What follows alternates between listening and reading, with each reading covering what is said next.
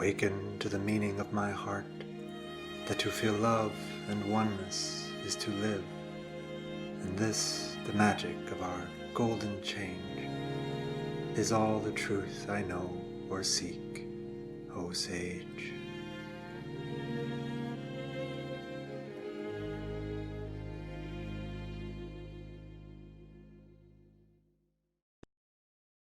This video will discuss the inner being in the integral yoga, but first, a brief note on how this term and all the others will be used here. The integral yoga is not a mental teaching or system or philosophy, but a way of psychic and spiritual change. Sri Aurobindo puts this in no uncertain terms. Yoga is not a thing of ideas, but of inner spiritual experience. Merely to be attracted to any set of religious or spiritual ideas does not bring with it any realization. Yoga means a change of consciousness. A mere mental activity will not bring a change of consciousness. It can only bring a change of mind. We should therefore always read and absorb his writings as grounded in yogic consciousness and suffused with a yogic intention. Sri Aurobindo's language is nothing less than an outflowering of spiritual experience and realization of the highest sort. His words help us understand our own being in all its dimensions, aid us in progress in the yoga, and mark out the horizon of the highest ideal and the path to its achievement. His words are thus tools for aspiration, orientation, and stabilization in the yoga, sources of clarity and guidance. Beyond that, they are in themselves inspiration, spurs to truer movements, vehicles for realization. They challenge us to reach ever higher and deeper and wider, to bring the divine consciousness down and transform all the planes of being. In the true spirit of integrality, he shows us the meaning of all life is yoga, and this includes our usage of words. Never is there an abstract formula, a lifeless doctrine, or a technique asserted for its own sake. Rather, stress is always placed on sincerity and self-opening, rejection of falsehood and embrace of the Godward movement, bhakti, and discernment of the true self, and, above all, surrender to the divine or to the Mother, through whom and by whose grace every beginning and every advance is made. Thus, in what follows, there is a helpful vocabulary to learn, a schema of the spiritual soul, so to speak, but no required terminology or mental system to accept. There is no external mold to fit into, no belief to stick to, no form to conform to. On the contrary, this yoga entails an abiding plasticity of form, a flexibility in spirit to meet each occasion and demand with the truth, a creativity of soul which always finds fresh and meet expression for the infinite. This can be illustrated by the fact that in all 24,000 lines of Sri Aurobindo's epic poem Savitri, the phrase inner being itself does not occur once. And yet, the journey of discovery of the inner and true being is written onto every page. One canto is even entitled Entry into the Inner Countries. I say this just to stress once more the importance of sincere orientation. All priority must be placed on the entry itself, not on any concept or vocabulary word. Without taking the steps to make the entry, it is no use asking from outside, "What's in there?" The door will open, but not unless we knock. In preparation, however, we can help each other figure out where the door is. We can show each other to the threshold.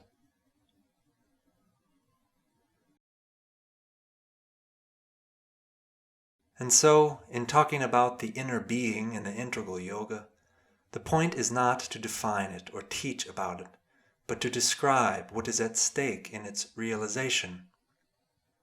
Certain distinctions are helpful, but only so that we can better recognize and experience in ourselves the thing itself. With that as preface, we're now able to embark. When we hear phrases like inner being and outer being, each of us to different degrees probably gets some intuitive sense about what is being talked about. However, the simplicity of the words should not deceive us. The more we contemplate the difference between inner and outer, the more questions arise. What exactly is the difference? Where is the boundary between inner and outer? Which of the two do I most identify myself with? Who am I, or what do I think I am, in relation to my inner being? Am I in touch with it? If so, how often? How regularly? Why not consistently? Constantly?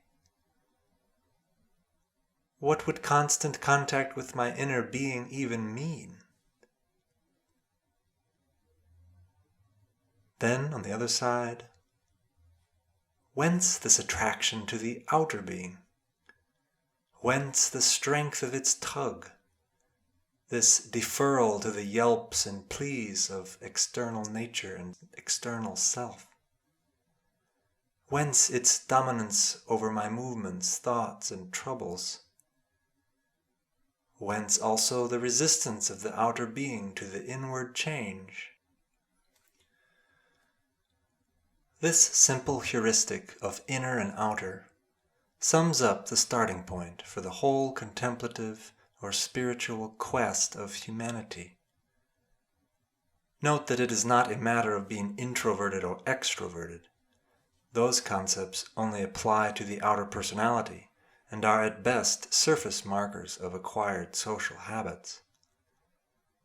What is at stake with inwardness, introspection, inner recollection, contemplation, interiorization, etc., is a dimension of our being not caught up in the outer personality, but rather standing behind it, turning inward to our soul and psychic personality. The inner being is not determined by outer social habits. It is not driven by the egoistic desire and mind. At the farthest reaches, it cannot be identified with the time-bound self. Its essence is peace and poise and clarity of consciousness. These are just a few of the many discoveries humanity has made in its travels through the inner countries.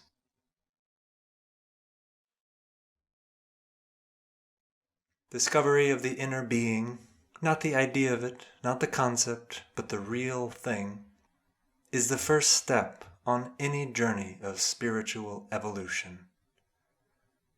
That discovery, for it to be genuine, can only be initiated and motivated by an inner spiritual reason. It may come through various channels, for there is no rule in these matters. But whether we are driven by a physical challenge or illness or life crisis, or by an urge within us for a deeper meaning and aliveness, behind them is the call of the higher spiritual truth within us, which our psychic being pushes us to heed. It is a call to stop living in the external self, to awaken our consciousness and grow in it, and to center ourselves in our inner being in preparation for the heights. As Sri Aurobindo puts it in the Synthesis of Yoga, the call, once decisive, stands. The thing that has been born cannot eventually be stifled. Even if the force of circumstances prevents a regular pursuit or a full practical self-consecration from the first, still the mind has taken its bent and persists and returns with ever-increasing effect upon its leading preoccupation. There is an ineluctable persistence of the inner being, and against it circumstances are in the end powerless, and no weakness in the nature can for long be an obstacle.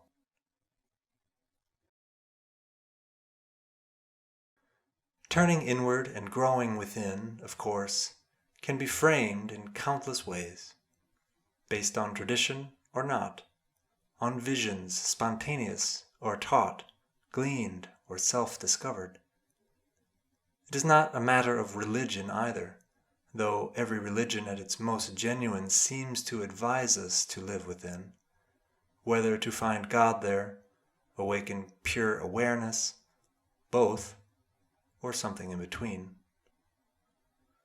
But the quest to turn inward knows nothing of the categories religious or non-religious. Artists, thinkers, poets, musicians, creative persons in general, are always said to have a rich inner life, and they excel at showing us their passion, insight, and spirit. Their example, though not a matter of yoga properly speaking, illustrates how it is by tapping into the inner being that one comes into contact with universal powers and experiences. It intensifies the physical consciousness, so the body is in touch with greater capacities of the inner physical and its energies.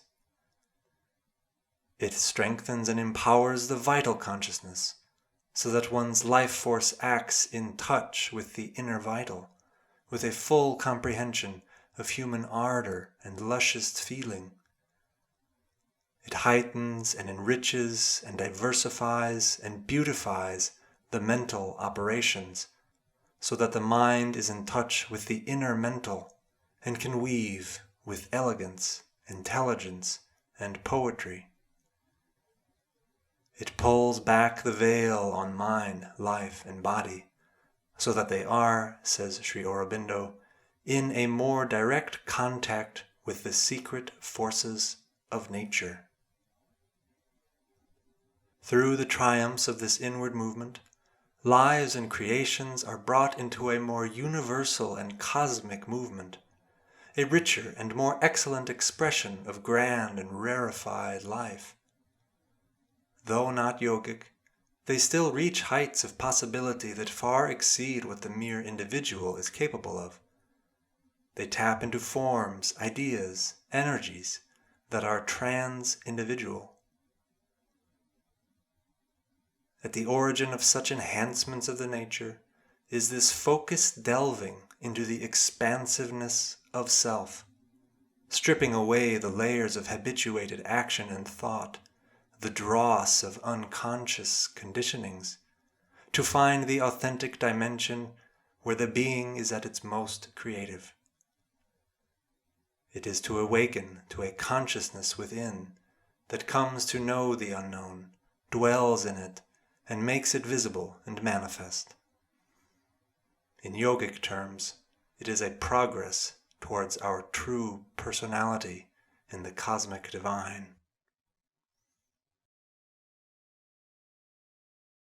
Becoming aware of the inner being does not mean withdrawing from the world or rejecting it. The inner being is not by necessity at odds with the outer being, nor in need of throwing it away. Quite to the contrary, it is through an increased consciousness of the inner being that the outer being can be utilized and transformed for higher purposes, as is clearly the case with creators, who must know and work with the medium and material of their art. The ability to stand back from the workings of the outer nature, observe them from within, to comprehend how they work, and turn them into an aid and appendage of the inner nature, is one hallmark of humanity in general. Yogas of all times take this separation of inner and outer to the extreme, teaching us to discover that our most true being is within. In a more technical language, they teach that there is an undying, unlimited consciousness called variously Atman, Brahman, the Witness, Purusha or Shiva, and that we are that consciousness. It does not merely stand behind and support the nature, Prakriti or Shakti. It is also one with She, who is the consciousness force. Being and its manifesting power, Ishvara and Shakti, are in truth perfectly united in knowledge, will, and action, existing as one creative pulse of conscious light.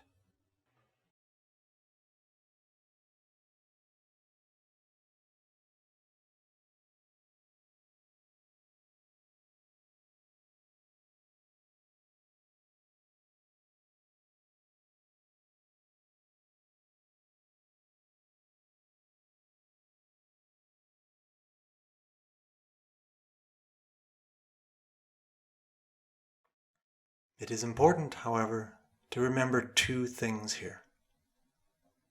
First and foremost, the integral yoga is not about attaining powers or siddhis for their own sake, but rather focuses entirely on yoking oneself to the divine, so that the divine can work through one for the sake of all, and never in terms of an individual attainment.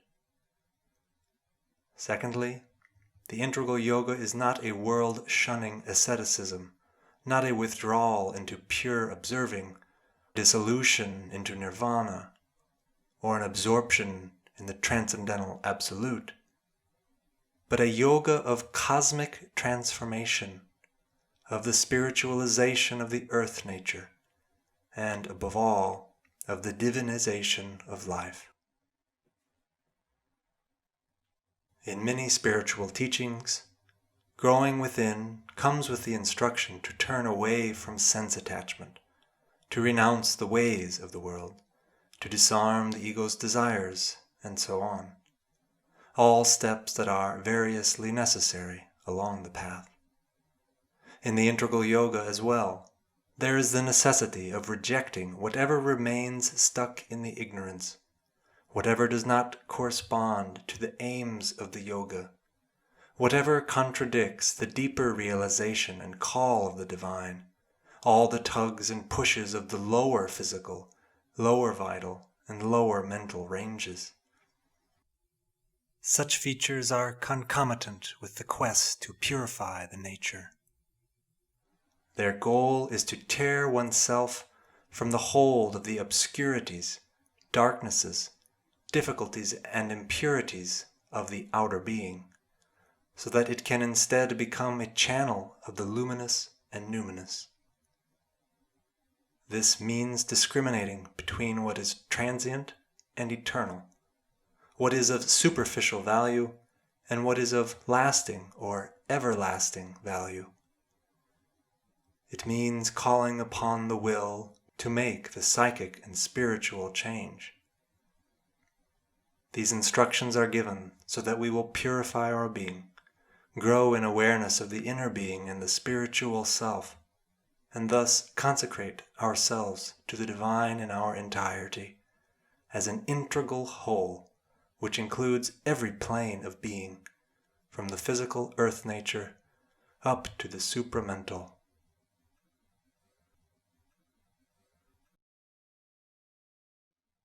The listener by now will have noticed that I've used a few phrases from Sri Aurobindo in the discussion so far. It is time to now briefly outline that schema of the spiritual soul mentioned in the introduction. In the makeup of our being, there are different levels. By and large, humans maintain their consciousness somewhere between the physical, vital, and mental level. The physical having to do with the body and its needs and pains. The vital having to do with our life urges, impulsions, desires, and emotions. The mental having to do with our thoughts, opinions, systems, ideas, reasonings, and so on. The physical, vital, and mental level can be more or less external, unconscious, outer. As consciousness grows, and yoga means a change of consciousness, these different levels are understood as degrees and powers of consciousness which can be heightened and universalized and changed. The goal in the integral yoga is not to leave these levels behind for the supracosmic or to reject them, but to awaken even them and unify all to the divine truth. Deeper within of these three levels lies the psychic being, which to most remains obscure or barely glimpsed. The psychic being is our soul in evolution. It is that spark of the divine which has entered a physical body, taken on manifestation in matter and life and mind, and grows over lifetimes through Godward experience. Progress in the yoga depends on becoming aware of the psychic being and bringing it forward to govern the action of mind, life, and body. Discovering the inner being is a first step in that process. The spiritual and transcendental level are above the mind. These are the higher mental planes, reaching up to the supramental. The inner being is not located above, but within. It comprises the inner physical, inner vital, and inner mental, with the psychic being behind. Once it is developed, it can join with the above, penetrate it, and be penetrated by it. I've added here some other references for the sake of greater completeness, but what matters here are the experiential realities it points out. Yoga teaches that the highest spiritual reality is being consciousness bliss, Satchit Ananda, and that this consciousness is fundamental to everything that is, though its degree of expression varies at different levels of being. That ultimate reality, that oneness, is not to be realized, however, only as standing back from manifestation, or high above it and removed, but as a dynamic truth force involved in it, where the ideal of the integral yoga is to bring the supramental, with its light and force and bliss, into manifestation.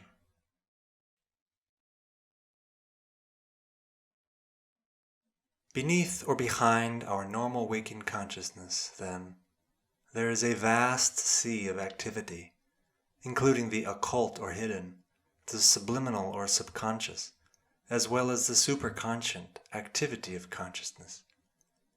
A much freer and larger and more expansive movement of forces of consciousness of every type, all of which have their source and value and reason in the divine consciousness.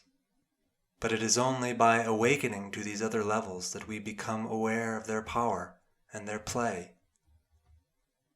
Sri Aurobindo tells us, "What we call our mind is only an outer mind, a surface mental action, instrumental for the partial expression of a larger mind, behind of which we are not ordinarily aware, and can only know by going inside ourselves."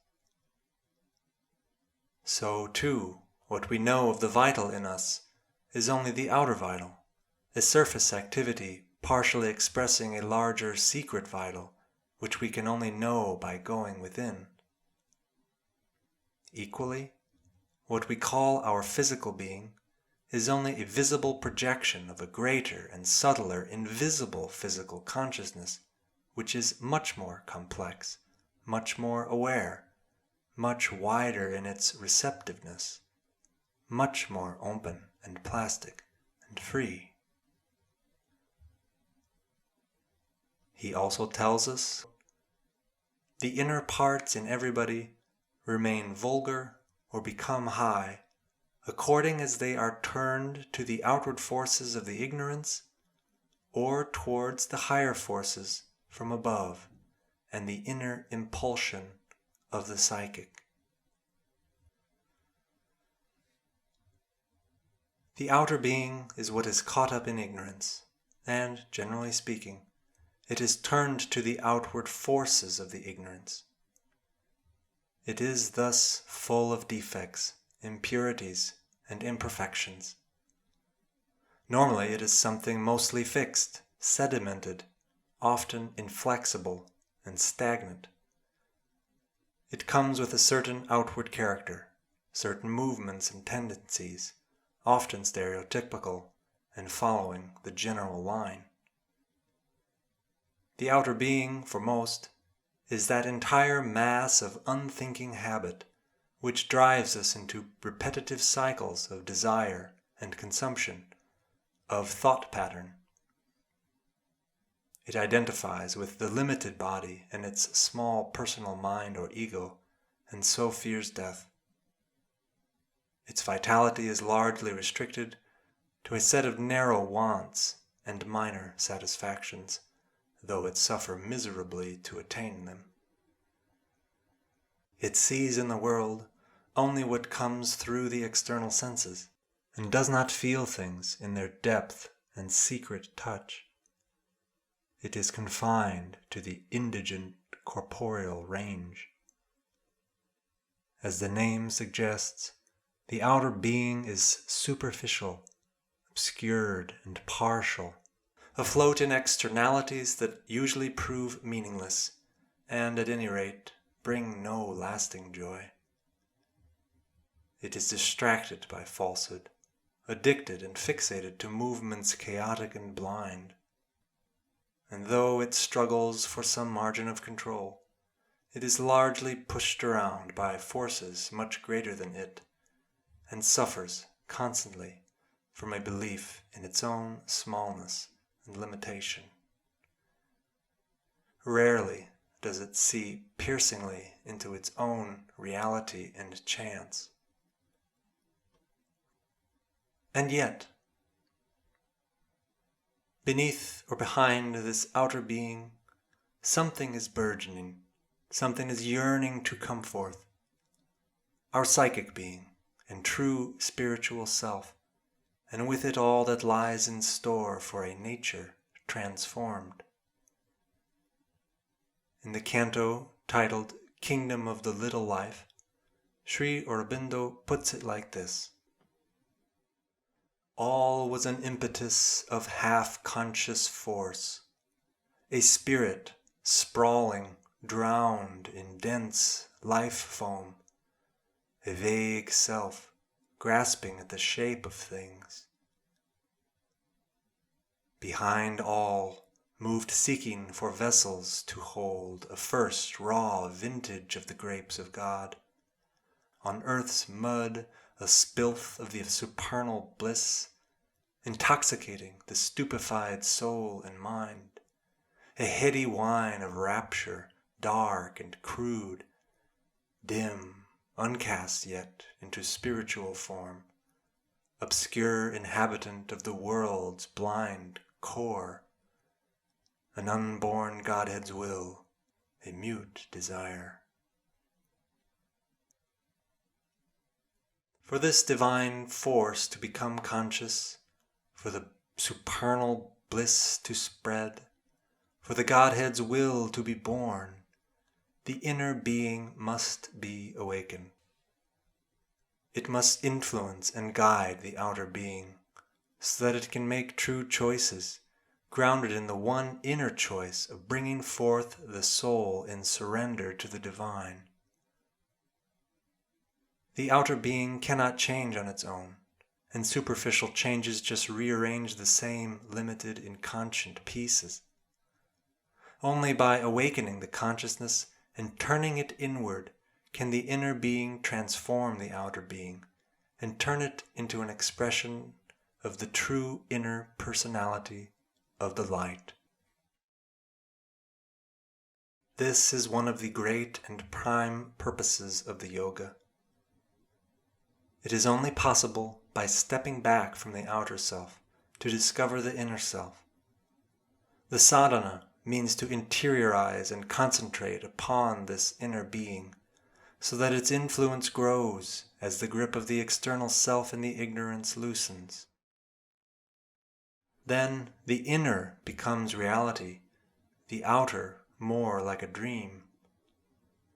As the separateness is established more and more, one fixes oneself in the inner being and takes it as one's sole basis. This discernment comes, Sri Aurobindo tells us, by fixing peace in all the inner parts. This requires a full commitment to egolessness. Then the outer being is steadily and progressively purified of obscuring tendency and inconscient habit and detrimental garb. It is set right and no longer competes with the inner being for control over our nature. Gradually, it becomes merely a machine or instrumentation in service of the creative power of the inner mind, life, and body, then of the subtler energies of soul and spirit, until finally it is a perfect vessel for the divine influence from above on earth. To summarize then, the inner being refers to two things in the integral yoga, and both together. First, the inner mental, vital, and physical, which is in direct touch with the secret forces of nature, the universal mind, the universal life forces, the universal physical forces. And then, deeper still, the inmost or true mental, vital, and physical, which is nearest to the soul and can most easily and directly respond to the divine light and power. As Sri Aurobindo tells us, there is no real yoga possible, still less any integral yoga, if we do not go back from the outer self and become aware of all this inner being and inner nature. For then alone can we break the limitations of the ignorant external self, which receives consciously only the outer touches and knows things indirectly through the outer mind and senses, and become directly aware of the universal consciousness and the universal forces that play through us and around us. And then only, too, can we hope to be directly aware of the divine in us and directly in touch with the divine light and the divine force. Otherwise, we can feel the divine only through external signs and external results, and that is a difficult and uncertain way, and very occasional and inconstant, and it leads only to belief and not to knowledge, not to the direct consciousness and awareness of the constant presence. The apparent grip on us of the outer being, not merely surface tendencies, but the fact that we live at the surface, attend first to the surface, gravitate so automatically to outer things, impermanent lures, and transient happinesses. This has always prevented us from attaining to our true selves and potentials, from contacting our psychic being, which is always there. The hold of the outer is ingrained and strong, rooted in an obscure nature and encouraged by a culture that is superficial, often even when it claims depth. These facts must not be minimized or denied, but faced head-on. Many spiritualities of the past chose to throw away the body and mind, denounce the world and its beings, and overstep everything in the direction of an absolute, where consciousness may merge or dissolve, but yet the other planes of existence were left unchanged. A supramental yoga aims at bringing the light of the absolute down into all planes of our nature. It is theophany and theosis both. The difficulty is obvious. There is a reason things don't change overnight. The steady pressure of sadhana, the interiorization and concentration, is necessary until one can live entirely inwardly, feeling the oneness and living in it, not touched by the outer being and its inferior movements, but looking on them with a smile at their ignorance and smallness.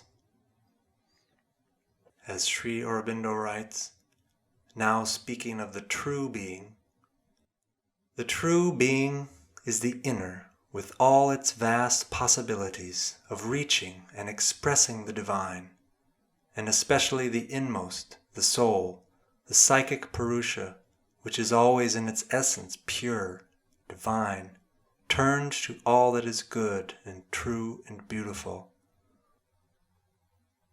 The exterior being has to be taken hold of by the inner being, and turned into an instrument, no longer of the upsurgings of the ignorant subconscious nature, but of the divine.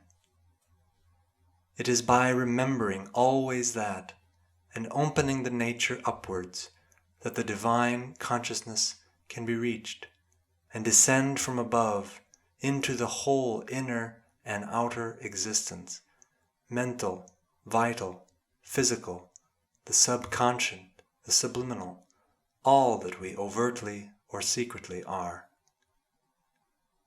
This should be the main preoccupation. The inner being is an infinite reservoir, filled with peace, tranquil and strong. The more we practice tapping into that reservoir through interiorization, concentration, and purification, the more the qualities of the inner being will come to radiate our outward parts, thus progressively reconfiguring and reorienting our entire nature. I thank you for listening to this video and wish you utmost sincerity in awakening to the inner and true being, and to giving your psychic being over to the divine work. I close with these words of encouragement from Sri Aurobindo. To feel quietude, peace, the force working, is to be conscious. The unconscious condition comes only by confusion and admitting wrong suggestions and restlessness. If you reject these things, the true consciousness will grow in you. Naturally, the consciousness you have now is nothing to what you will have hereafter when it has grown. But it has to begin in this way and increase by quietude. You cannot have the full complete consciousness now, and it is no use repining and doubting because it is not complete or fully established as yet. That fretting only delays and hinders. Open yourself. Remain quiet. Let it grow.